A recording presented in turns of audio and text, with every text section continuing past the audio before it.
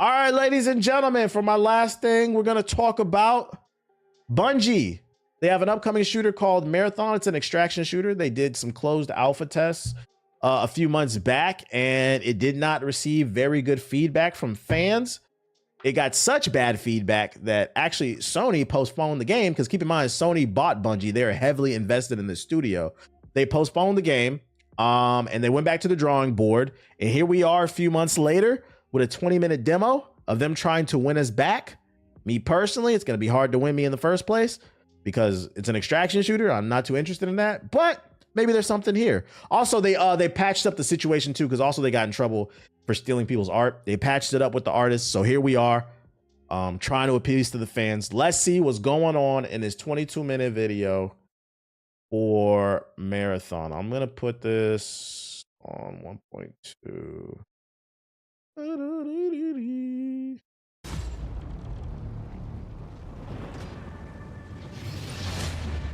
Players want more challenge. The whole point of an extraction shooter is that you're challenged to even survive in this world.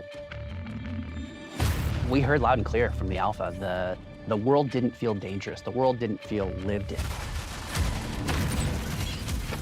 Can I be honest? I don't think the world will ever really feel dangerous to me just because it looks silly and colorful. Like, it looks like they were going more for like Super Mario Sunshine than like a gritty extraction shooter. Tau Ceti 4 to us is this place that really doesn't want you there. And that sort of survival narrative really fits really well with the kind of world that we're creating. The world needs to feel like there is something sinister underneath the surface, even when the colors are really bright. You should not be here. We want to marry the classic Bungie game feel, where you are blasting stuff in the face and it feels amazing, with the sort of... The shooting looks like it has a good punch to it. If you want good loot, you have to go to places where you're taking risks, either risks from other players or risks from AI. So we have all these tools now, Rook with Prox Chat, and the way the game works and sort of how tense it is. I think all those things work together really well. You have another Rook. Oh, stop that. No. Sorry.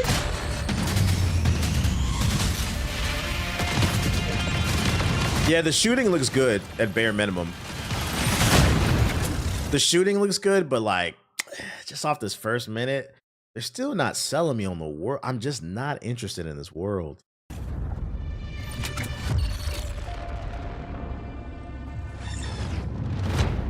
The Marathon ship is essentially a ship that we sent out from Earth, an Earth that was overpopulated, to explore and colonize a star far away that we call Tau Ceti.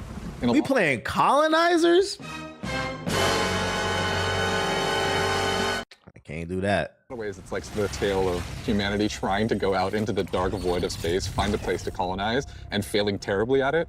Everyone's gone. Something catastrophic happened. Not a space conquistador. That's important. It's the things that they left behind. The modern race to Tau Ceti all started when a mysterious signal came through the galaxy. The turmoil that sort of ensues gives rise to all these corporations that were invested in this Marathon project, now going, what happened? How do we recoup our investment? And then layered on top of that is the greed and corruption of all of the different factions and corporations and revolutionary groups.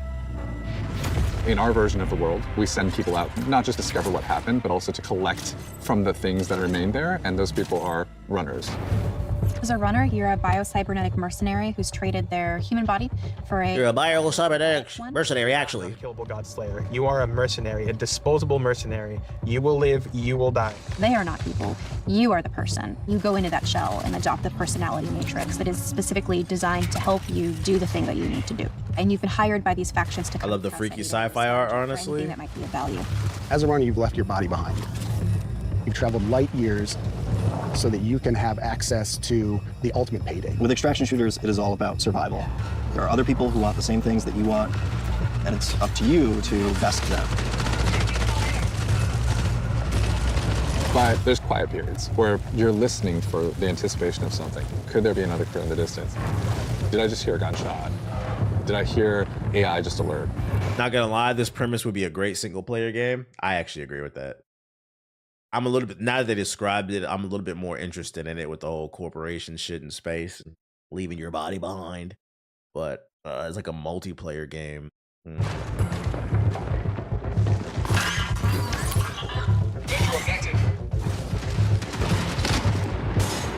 And then there's the loud bombastic. Why does Bungie insist on staying with an extraction shooter? It's because Sony owns Bungie now.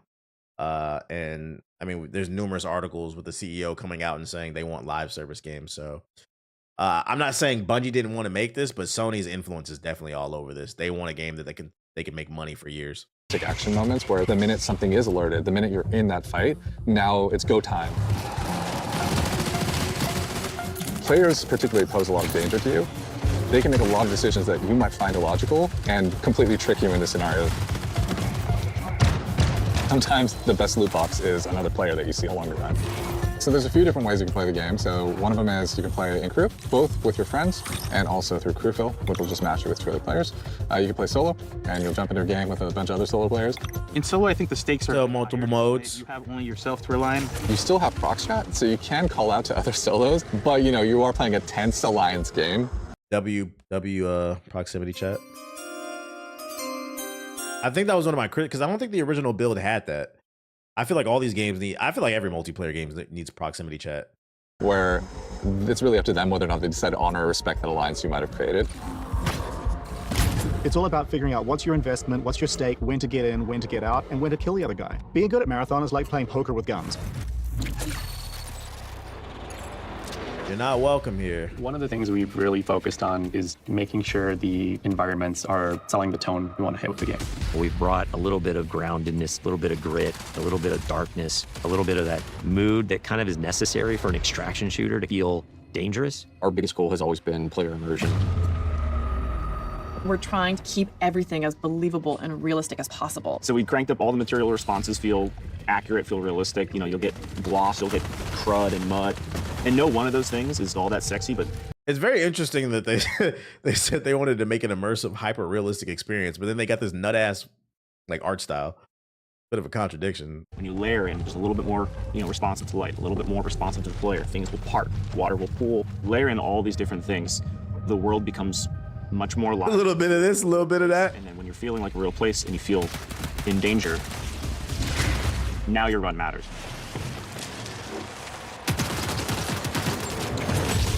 I look back at some of the alpha shots, and it's kind of hard to tell when it's sunny or when it's rainy. Weather feels like weather now. But like when it's sunny, you get this really nice like bleaching effect. It feels bright. It feels like warm when it's sunny now. I feel like we're just celebrating that color so much more. And I think it just contributes to the whole effect. So we have dead bodies in the more game. color. We also have like decay on the runners themselves. Like you'll actually see them fall apart. We're actually dropping the body. The body stays there, and the body slows. That section looks pretty as you loot it. So you come into a room and you see a bunch of carnage, but you see one body is still pristine. You know that that killer is probably close, and you are not safe. If everybody is just a messy goop. Are they saying body decay will tell you how close somebody is, basically? Like if a fight broke out? Is that what they're saying? That's pretty cool. You're probably okay. Audio is a huge gameplay component in Marathon. Every sound plays a function. How recent they were killed? Yeah, I hope they have like really good visual cues, like the character like shits them, because you know they say when you I don't know, I ain't never died, but they say when you die you shit yourself, like if there's shit all over the floor, or maybe have like that's how you know the body been there for a while, or if there's like what's the giant birds picking at it and shit. Like that would be cool if they had that in there. Yeah, I never really died before, so I don't know. Yo, shout out to Dreaded Ninja with the sub. Appreciate with the gifted subs, bro. I mean the gifted super chat. Hit the like button. Yeah, we need them doo-doo mechanics, bro. Like your player will make a noise like this motherfucker stink. He shit himself. Players, everything. It's telling you what is the type of threat that's around you. Where are they at? Are they above you? Are they far away? Are they close by? So, or it would be fire too if because you know it takes a second for your body to cool down. So it'd be fire if you could get a thermoscope. Like let's say late in the game, the thermoscope is hard to unlock, but you want it because when you see a dead body, you can point your scope at it, and if the body's still warm, you know somebody's nearby. That could be pretty fire. I'm in bioresearch and I hear a particular material type. I know, hey, they're on the second floor and they're in this room. Our hero is the world. So we're constantly trying to figure out where can music help reinforce what is the vibe and intent of this place. There was the discussion about the interaction between score and sound design. And I wanted to create a score that wasn't just like full of instruments you've heard before. The job was, how can I make what I'm seeing, this race to survival? Yeah, we need thermal scoping on body fluids, yeah. Or even more thrilling.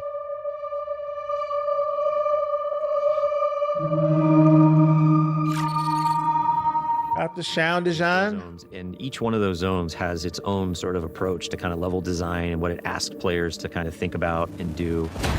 You're going to start with perimeter. You're kind of on the outskirts of the colony. It's a little more spread out. You got a little bit more areas to be safe and to sneak around, but it's also a little more straightforward. It really brings this sense of scale. It sits like in our fantasy as expansion site for the colony on the very edges of where they had settled on Tau Ceti. UESC are also there trying to understand what has happened and secure the area. Death is a part of Marathon. It happens a lot, even on perimeter, which we talk about as a more friendly zone to new runners. You are still going to die a lot. Hey, listen, I know looter shooters are all about robbing each other, but can I keep my fucking gun, bruh? Like, I'm cool if I lose some supplies or something, but can I keep my gun at least? Like, I'm not gonna lie, that's just my issue with like extraction shooters. I just don't want to constantly be losing my fucking best weapons and shit. Like, that's gonna make me get off the game. You are trespassing in a military security zone.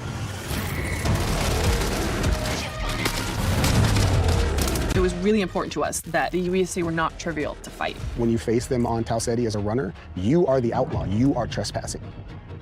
They have a little bit of this haunted tone. So you can see that they have this floating locomotion, they get these sparks, they have these sigils over their faces. Sometimes their behavior feels almost like they're possessed a little bit, like are they taking in commands from a remote AI? The elite tier is sort of like this dark blue. The mini boss tier is more like a lilac. The boss tier is just gonna be dipped in red. They have these tendrils that latch out and leech onto you and start sucking away at your consciousness. Damn. Confirmed to get sucked dry in this game. Okay. Okay. Little sucky.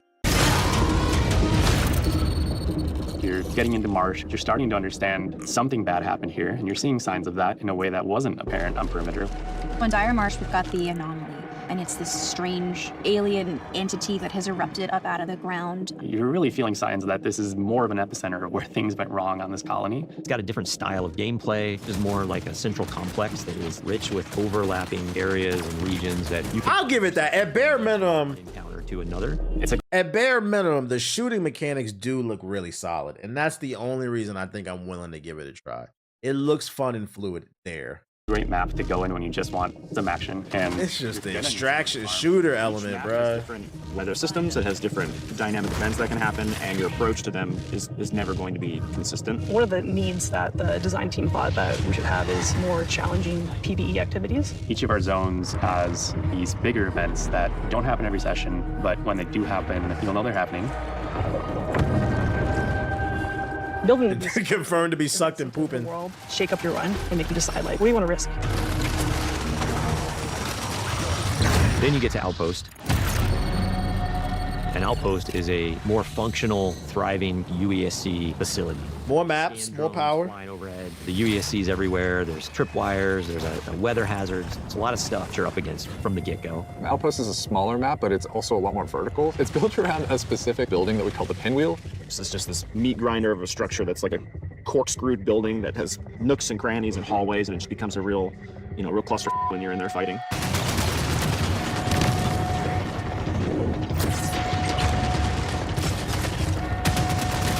The floor is raised on Outpost and nothing. It feels like there's going to be more action in this, and maybe that's why I like it. I think that's kind of my problem with Arc Raiders. I feel like with Arc Raiders, you'll get into a good fight one game and then play like 3 games in a row and like just run into nobody. Like, I feel like the clips you see on social media just make it seem like Arc Raiders is just lit all the fucking time. And I think that's what kind of turned me away. That shit can get boring just running around collecting shit. Like, maybe I would feel less inclined and less hurt to lose my loot if every round I'm just getting really good gunfights, basically. So it's not that big of a deal to get robbed because you know next round you're going to be robbing somebody too. Thing is free.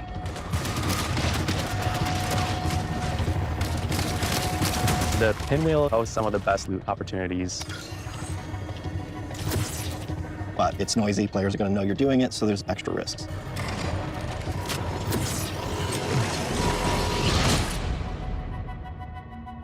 The character you're going to spend the most time with is the zones. Your mom. Understanding each personality of every zone. That's the storytelling every player gets. Every time you're on the planet, you can look up and see the ship floating and looming in the skybox, reminding you of why this place even exists. but also reminding Not you gonna lie, this sold me. here, and you got to figure out what it was. Marathon has a lot of loot in it. It's a huge pie. There's a ton of different implants at every rarity. That's what I like to hear. Different runner cores for each runner. There's over 400 weapon mods. I am curious, this is coming to console, right? It's a huge pie. There's a ton of different implants at every rarity. I'm curious to how this menu is gonna work on fucking console. I'd imagine navigating this menu is gonna be a bitch with a controller. Ton of different runner cores for each runner. There's over 400 weapon mods. Like, it's just an outlandish number of items to collect. There's going to be a really interesting period of discoverability where players sort of figure out what are the pieces that I have available to me, how do I get them, and how do I put them together into something that's awesome. It's usually fine with a controller? Okay. I would hate to get caught with my pants down. Go through and look at how many iconic weapons have come from Bungie. And yeah, that looks like a DMR from Halo. And make sure that we're matching that legacy. Visually, they're all really, really distinct and clearly Marathon, but we wanted animation-wise a majority of them to feel recognizable. So when you put them in your hands, you knew how to use them. Mods will basically allow you to increase certain stats on the guns, that battery SMG. The gold mod, full-blown, turns it into the Needlet. The sidearm is a gun that is effective in close quarters, but maybe not too much outside of that. This game needs a high-quality anti-cheat to survive. I feel that. Yeah, you're right. Did they say anything about anti-cheat? I would agree with that. Suppressor on it. And then when I kill something with this gun, I turn the needler. And then that lends it to other build crafting if I want to sort of stack into how invisible can I be. Invisibility. Even some weapon mods can improve stats and your runner shell's capabilities. So there's lots of different ways to raise the floor of your stats so that you're coming into each run strong.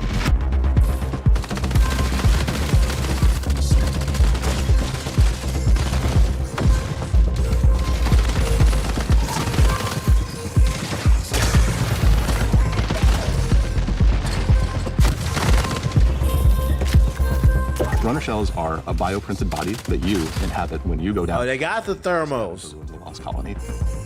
Each one of launch shells is really an archetype of gameplay. So if you want to play like a frontline tank, if you want to play... Oh, that's cool. You get a shield? If you want to find those rats, we have a shell for you. UAV online. Clanker music. Chill, chill, chill. Broad spectrum that everyone can kind of find a little bit of a home to, and then we're going to build on top of that. Cores and implants mold the kit into a playstyle that you want. So examples of those are like, on Thief, I get a second grapple. On Destroyer, I pull out my Riot Barricade, and as it takes damage, it's actually converting that damage into shield back to me. And these can be used in combination with each other to shift the gameplay style of your runner kit. At any point you feel like you don't want to risk anything, or maybe you're down on your luck and you want the opportunity to get back, Rook's your guy. Rook is a prototype runner shell. It's a mode where we make it easy for you to just kind of drop into a match that's in progress and run about and try to scavenge as much as possible. If you are going in solo to a run that's already in progress, you don't have a team, you have a very limited loadout, but you're not risking anything. This lets you kind of get in. So it lets you remote control a clanker to rob people, bro. How we feel about that? And grab a little bit of loot and then bail. So when you get like a really powerful 4 people mode or implant or core, it is unlocking some new space or new challenge that you've never done before, and the loot is helping you reach greater heights. The whispers, their whispers betray them. Faction agents are such a big vehicle for tone and narrative for the world. Each faction has their own motivations, their own desires, the things they're going to ask you to do. We've got Traxxas. They're the most powerful corporation in human history. They have very long arms and very deep pockets to kind of get what they want. So they might ask you to go and find specific weapons or mods. Congratulations, runner. Your last performance evaluation was rated. What's the benefit? You said Amazon. One of the factions Walmart is called Arachne. They're essentially a death cult. What that translates to is that they're asking you to go and kill other runners. The sacred thermodynamics of violence. Mida is all about destruction. They are going to give you grenades, they're going to give you claymores, they're going to let you blow the place up. and they are irreverent and dangerous. They might ask you to upload this malware into a UESC dropship, and as it leaves, it explodes and careens off into the distance. Little Trojan horse. Explosive, visionary. Each of our factions has an upgrade. I'm curious to how often that would happen. Reputation with them. And along the way, you're going to unlock these capstones that are these special upgrades. When you unlock that final capstone, you're gaining access to the best stuff in the market. You're getting gold items. In addition, these faction upgrades can increase your runner's base stats, and those base stat upgrades are permanent for the rest of the season. He said permanent upgrades for the rest of the season? Access denied. Darius, you know me. Did you miss your last round of maintenance? That's good to hear, Elise. Don't question. Darius? Access denied. Access Hey, it's denied. okay. It's just me. You're not alone. The Codex is a suite of achievements, collectibles, audio logs, things that you're finding in Run that we're going to track for you over time. Story content. The more you find these items, the more story you're unlocking about them and what their role is in the world, why they're here, who cared about them, why they're as valuable as they are. I'm repeating myself with these entries, but any fears in I predict that this is going to spawn a lot of content on YouTube where people are like breaking down the lore, kind of like the same thing they do with like Elden Ring, since they're trickling it out through audio logs and different information about the game. But that's cool. I think that's what makes the game more unique. Like it gives you something else to chew on besides just looting. So there's a story here. endeavor seem unfounded. Within the Codex, there's a whole bunch of stuff that you can unlock. Runner skins. Yeah, it's an extraction shooter. Skins, weapon charms, stickers, emblems, backgrounds for your profile, and titles. So it's everything from your first steps on the world of Tau City 4 all the way through to becoming a Vidmaster and taking on the most extreme challenges.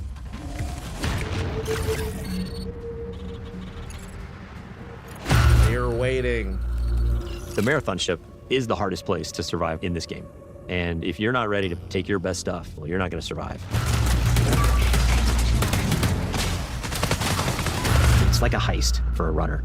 Cryo Archive is big in and of itself, but it's also cold. It's also hostile. It's going to test every aspect of the survival game. Probably going to be forced around the players in ways you haven't been on other maps. You're going to run into basically every type of environmental threat you have faced before. You're going to fight a who's who of the highest tier UESC units, and the UESC are there in this presence you haven't seen before. It's really cool because each of the vaults is more successively challenging than the next. And that 7th vault is where you both are going to get the coolest thing, but also where you're going to learn the most about what happened to this place. What did Walmart do to the world? Journey in Cryo Archive, you might start wondering if the UESC are there to keep you out or if they're actually there to keep something else in.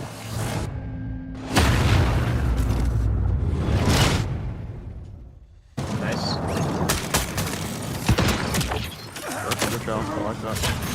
I think the thing I'm most excited about for Marathon is getting into the hands of our players. The biggest thing I want people to take away from Marathon is that it still feels amazing. It still feels like it has that spark. It takes all the aspects that I can. This man said, I'm not going to lie, Bungie ruined my life. Destiny was not good for me. You said you ready to get ruined again? Bungie is really good at first-person feel and gunplay. Super deep, crazy sci-fi lore, and it mixes up all those things together in a really amazing PvP package. Really comes down to every single discipline that's working on the game. The animation has to be good, the sound has to be good, everything has to be working in harmony. That's when the controller fades away, the screen fades away, you're just immersed in the world. That is what we're trying to live up to with Marathon. It is a mad dash. I'm not going to front about that. It's a mad dash to the finish, but that's when you got to put in the elbow grease and the extra sweat and blood. Real gamer shit. Okay. What is it? Okay. All right. So now that they're back in the action, they're rolling the game back out. Second impression of it. I feel like it does look better. I feel like the pacing's better. The combat, the guns still look really good. I like that they're adding, they really talked a lot about the story and the lore and what's going on in the universe, how Amazon is destroying the galaxy. At this point, it does look better. I'm not going to hate. It does look better. I'm going to give them their clout just a little bit, It's just my bias. I don't like the extraction shooter game loop. But I would be open to trying this, though, and seeing what it's about. Let me see what they saying. Would be nice for the single player driven game. Too bad it's not. That's what we said too. It looks like they changed the contrasting floor and color scheme. They got Arthur Morgan up in there. Credits due. This looks like you took the feedback serious and made some changes. Concord too. Yeah, why do y'all want everything to be fucking Concord, bro? The difference between the comments on this video and the same one on the Marathon channel is so funny. True duality. Seems like it's mostly positive. Is it free? I think the game's gonna be $40. I think the game's gonna be $40. Like, I'd be open to trying it though. But I've yet to play an extraction shooter that sold me. That's like, oh, I'm addicted to this. I want to keep playing. But is Marathon now too late with Arc Raiders being such a heavy hitter now? No, it's never too late. There's always space for a new champion. You just got to be good enough to knock Arc Raiders off of its throne. I can see Arc Raiders community shitting on it. You think it would turn into like that'd be corny, bro. It's just a game, bro. That'd be corny if everybody playing that shit. We on fucking Arc Raiders, bro. Give TBH the code. Yeah, Bungie, send me the code, man. Send me the fucking code. I'm broke.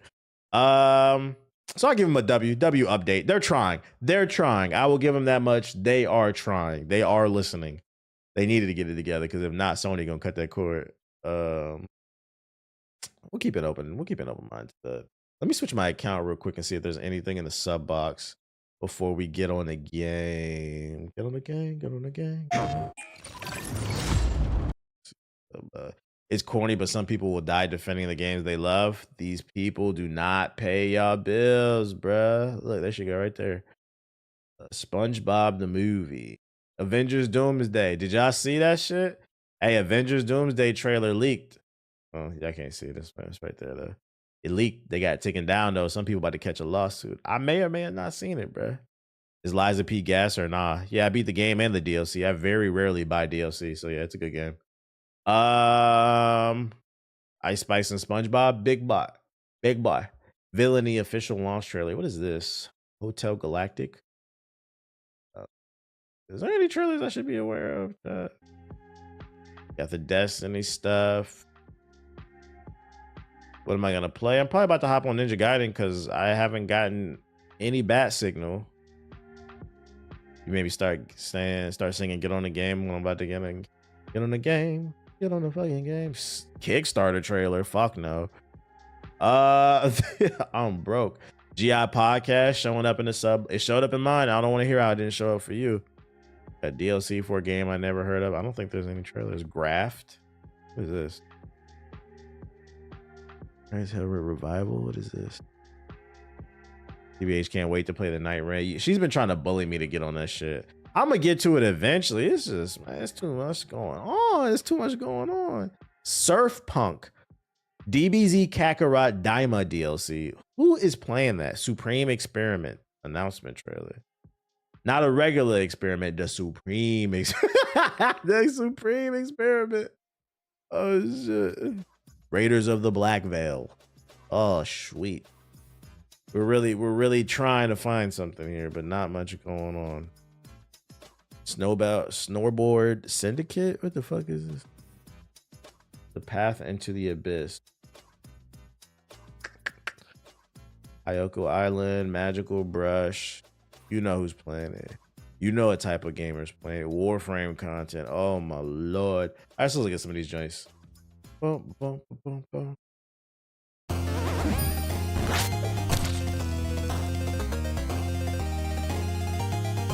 Are you gonna play GTA off stream? Fuck no, I gotta get them views. I'm playing that on stream.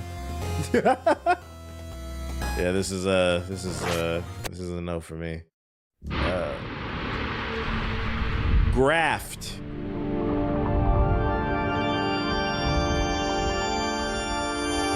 So far we got Naked Demons. I'm gonna play that Dragon Ball Diamond DLC off stream.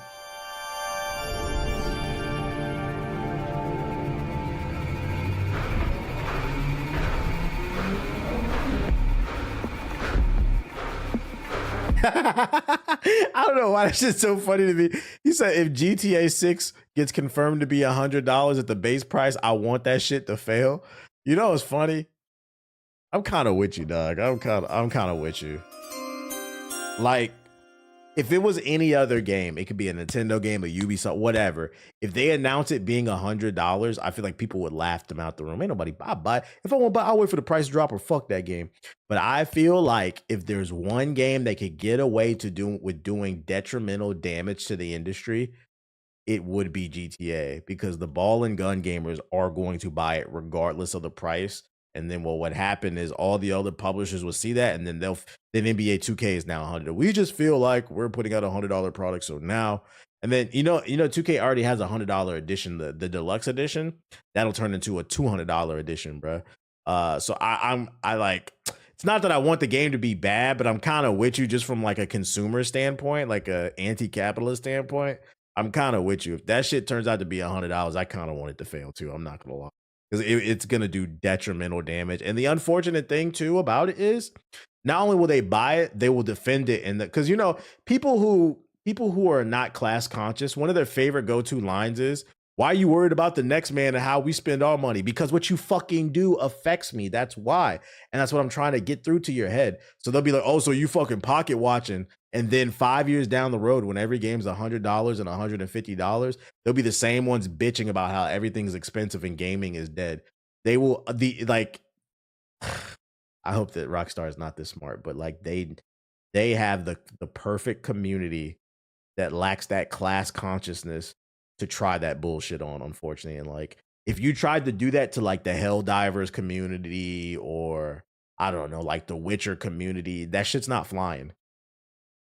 But unfortunately, and I'm not gonna lie, ball and gun gamer will become a slur if you support that shit, bro. I hope it's not. Best case scenario, it's not 100. I hope it's not $100, man. What the hell? Man, what did I tell y'all about this devil shit, bro? What the fuck? Hell no, man. Imagine another game wins Game of the Year over GTA 6. Ball and gun gamers are gonna riot. Man, this shit changed my life, bro. I called out from work. I ain't talking to my kids. How could it not win Game of the Year, bro? Clive Barker's Hellraiser revival. Or, oh, I saw this. That devil shit. No. Charge it $100 to play it a week earlier. That could work. That could work, but I don't want it to work, bro, because then most people are gonna buy it. I don't want it. I don't want it. I don't want it. I think the only way you can justify releasing a $100 game is because you're adding extra value on top of the base game. I think that's why he said base. If they have a $70 version and then a $100 version that guarantees all the DLC or some type of exclusive bonus items online, like $1 million you start off with, like it has to have something that gives value. But if it's just $100 for the fucking story, no. I don't care about early access, no. It's gonna send ripples through the industry, man, because rising tides raise all ships. And unfortunately, that statement works in a positive and a negative way. This would be one of the negative ways. We wouldn't want that.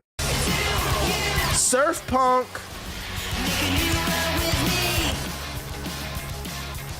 What the hell am I looking at?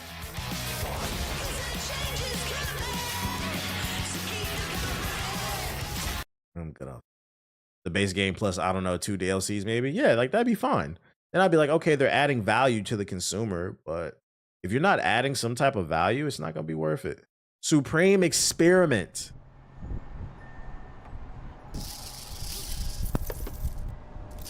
Yo, shout out to Jonathan with the super chat. Kitty Pride loves to super chat my ear off. Shut up. Jonathan said GTA Online would just be a carryover to GTA 6 in my opinion. No, it won't. I don't think it'll be a carryover for the simple fact that it takes place in a different city. Now, if GTA 6's online is literally just GTA 5's online with better graphics, like the same city. Because I mean, to be fair, 2K did that. Where like they'll put the same city in year after year. Oh man, ball and gun gamers are gonna.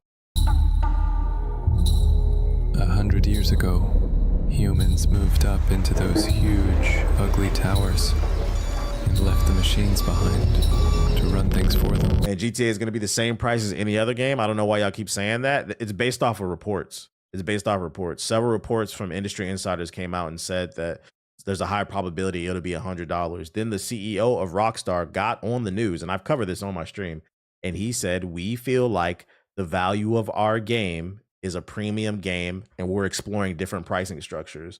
So because like they asked him, will it be $70? So like, there's no guarantee it'll be 100. But I'm gonna be honest, I would not be shocked if it starts off at 80 bare minimum. Just for him saying that when they were asked, how much is it gonna cost? We feel like we made a game that adds a lot of value, so we're looking at different pricing structures. That's a red flag, chat. Hate to break it to you. Don't defend the corporation. Don't defend the corporation. And if it happens, I'll be the first one on the stream to say, I told you so. Left alone for a century, the machines evolved in ways no one could predict. The machines. A new species, trying to survive, fighting for scraps, searching for truth. This world is crazy. An abandoned, poisoned wasteland, crawling with creatures beyond imagination. GTA 6 is the only game I think will be worth it if it lives up to the hype. No, no, no, no, no. See, I'm not gonna lie. I hate to use you as an example, Jack, but this is the problem. No, it will not be worth it, because if they charge $100, it's gonna fuck up the industry as a whole. So no. Your only goal as a consumer is to get the best deal possible. Why do y'all want to spend more money? Why? And it blows my mind because I'm going to be honest. I'm probably a lot more financially stable than a lot of y'all in the chat. And nigga, I don't want to spend that money. Why do you want to spend that? Oh, man. I said it. This is the worst part about it, man. Yeah, stop settling. The worst part about it, if there's a game that can get away with it, it is GTA, because that audience can't expect class consciousness. I think it'll be worth it. No, it's not. No, it's not.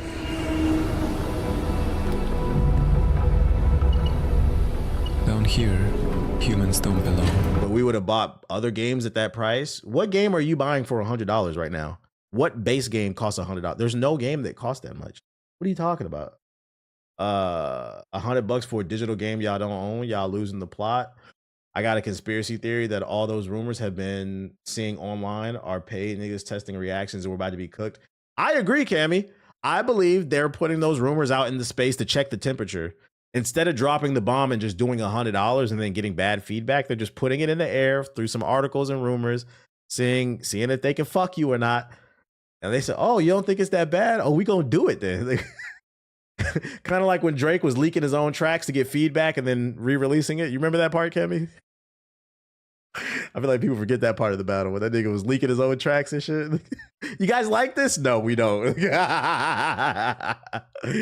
Oh, shit. Oh, my goodness. I got responsibilities. I can't spend $100 on a game. I ain't gonna hold you. If base games become $100, I won't be, even as a creator, I won't be able to buy every fucking game. I will be right there with you, bruh. I don't get every game for free. I still pay for most of my games. Man. I don't know why people want to pay more for shit. Make them fight for your dollar. Left the city, it's a one-way ticket.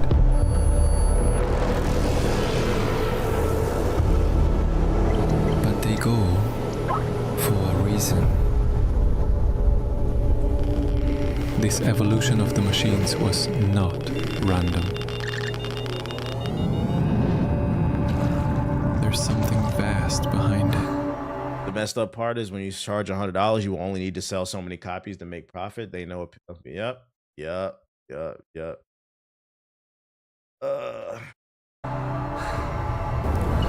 And it's coming for everyone. We ain't forget the fake daughter part. Not just we didn't. Machines. We didn't forget the fake woman beating part either. Them niggas was both lying. Them niggas was both just saying shit.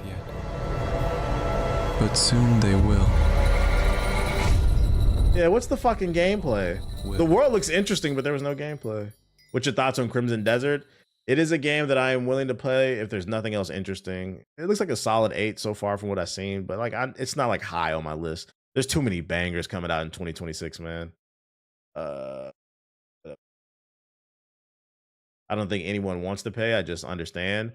Yeah. I get it. Like it's and that's what I'm saying. Like, if there's a game that can bank on people's FOMO, it'll be GTA. And that's what I'm saying. Like, that's where I'm saying is we as adults need to use some type of restraint. There's no game worth $100, and they'll try to guilt trip you into that shit by saying, oh, it costs us billions of dollars to produce. Friendly reminder, guys, that was their choice to spend that money. That was their choice to spend. Nobody told you to spend all that money on that game development. I don't care.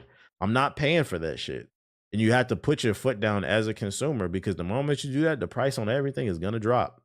And you know, the crazy part is you don't even have to wait that long. There's so much competition in gaming. If y'all start putting y'all foot down on shit, the price on stuff is going to fucking plummet. Black Ops 7 is a great example. Black Ops 7 is 50% off. That game has been out for 3 weeks. Backed by Microsoft and Activision, multi-billion-dollar company. Fortune 500.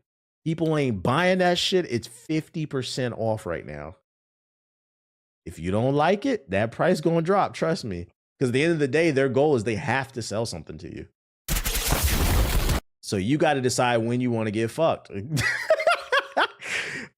Shit, Raiders of the Black Veil.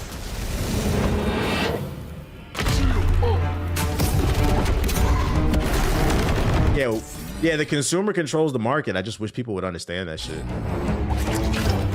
I like the art in this. This is like a MOBA.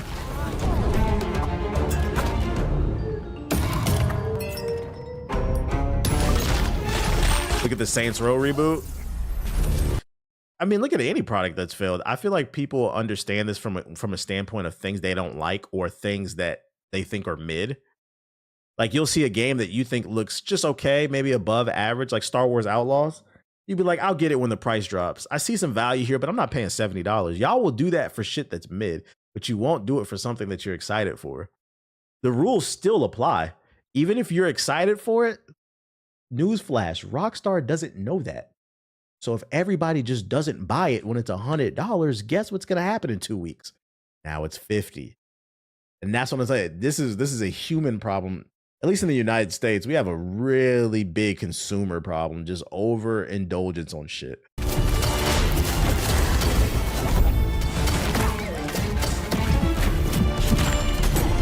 This looks like a MOBA type game. Reminds me of Hearthstyle. Still waiting on a good drop for Expedition 33. I ain't gonna hold you, it's worth 50. But I mean, if you want to wait, that I think it's worth 50. It's actually worth 70, but you know, I respect it. At least he's still having that restraint. One was the worst. Why you think I didn't get that Switch 2? It's too expensive. Exactly. That's why I ain't buy a Switch 2 as well. This is my first time in my 35 years on Earth that I did not buy a console at launch. I just didn't see the value in the Switch 2. I'm like, I'm good, bro. But I always, and that's not to say I had every console at launch. But whenever there was a new console generation, I always had one of them. When the PS2 was there, I had it. I got the GameCube as well. My dad threw away my PS2, but when the 360 was there, I was there day one. And then I got a PS3 later down the line. But like, this is the first time I did not buy a fucking console at launch. Like, I was like, Outlaws was a great $20 cop. Stop the cap. Cap about what? Why would I lie about owning consoles? What? Bruh, Expedition 33 is still on Game Pass. Just because you was broke, nigga, doesn't mean I was. There we go with that projection. I had money when I was a kid. I used to work. I used to cut grass, rake leaves, snow. Like, I was the cute little kid that was hustling and shit. I used to flip Pokemon cards. I always had money, like, for a kid. So, yeah, I did. You was broke, nigga, not me. Google Stadia at launch. All right, hey, you got me. I give you that.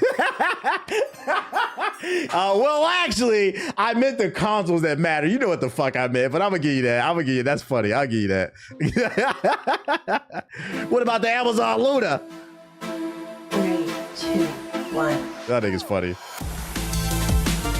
The Ouya. Hey, funny enough, I did have the Ouya. I did have the Ouya though. Funny enough. This looks like SSX with a bad frame rate. Shout out to Senior with the sub.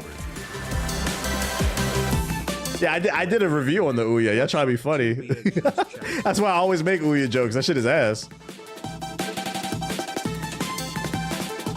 Expedition 33 is $35. Nice. Defying own gravity. I loved SSX. Is this doing anything for anybody? What's the temperature on this? I loved SSX. Yep. Welcome back, SSX Tricky. People were saying that. Soldier Concha.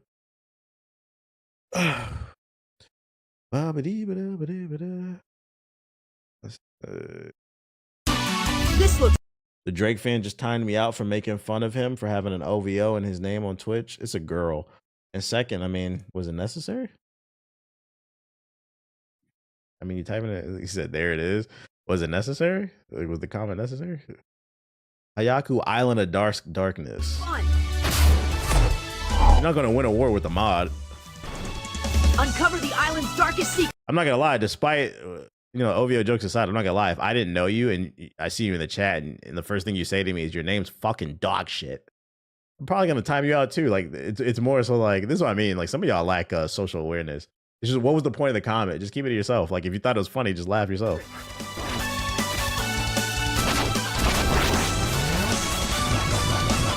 Mega Man? Unlock powerful weapons and forge your destiny. Just got a notification. Cooper Flag becomes the youngest player in NBA history to score 40 points in a game. It's because you kind of blew up on Reddit, so now you got a weirdo in here. Hey, somebody tweet that shit. I want to see the Reddit post later, because somebody mentioned that earlier. I didn't know that shit. I finally ended up on live stream Reddit, huh? Hayaku, Island of Darkness.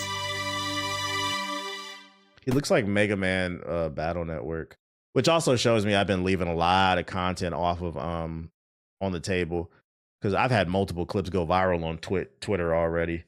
It's just about visibility. That means the content is good. Believe in yourself. The content is good. Just got to get it in the right place. Streamer has a take. I like how he refers to me as streamer. I have a fucking name. Nobody refers to ball and gun gamers. I'm gonna check that out. Later. That's funny. W streamer. Never heard of this black streamer. Has a take on ball and gun gamers. Magical Blush. Yeah, desktop streamer. The art's kind of fire.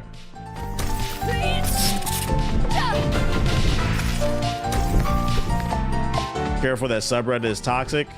Oh, I don't care as long as they're watching. I don't care, bro.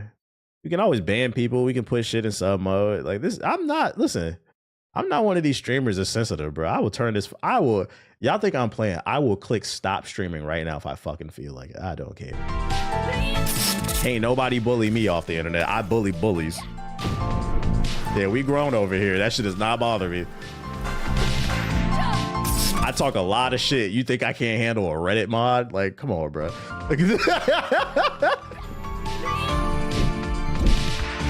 We are not taking nobody with mud butt seriously. Yeah, I deadass will cut this fucking shit. Y'all niggas have